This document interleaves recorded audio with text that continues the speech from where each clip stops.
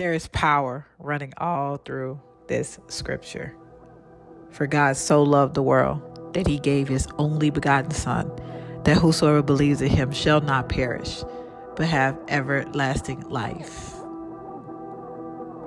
For God, the creator of the universe, so loved the world, agape love, prefers to love the world. He chooses to love you, me, us, when there isn't a reason that he should love us. He does.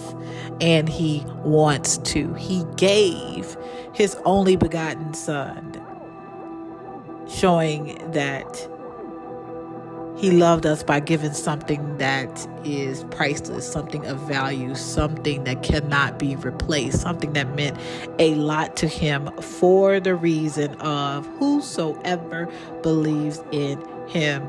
Ethnicity, nationality, political party, sexuality, gender, financial background, educational background, all is welcome. Whatever you are or are not falls in this category of whoever. So you listening right now, if you believe in him, you shall not perish. First of all, shall not is a promise. You can stand on that. You will not perish, be cut off, destroyed, done in, not forever. You will have everlasting life. It's yours. It's a guarantee, another promise that you will live forever with God in heaven if you believe in Christ. Power, saving power all through this scripture. You want to make this scripture come alive? Read it this way.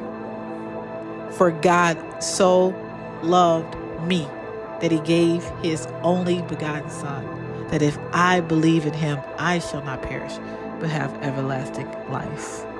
If you don't want to say it because you don't believe it, I'll read it for you. For God so loved you that he gave his only begotten Son, that if you believe in him, you shall not perish, but have everlasting life. It's worth repeating millions of times. God loved you. He gave his Son for you. If you believe in him, you shall not perish, but have everlasting life. That's a promise that you can bet your life on.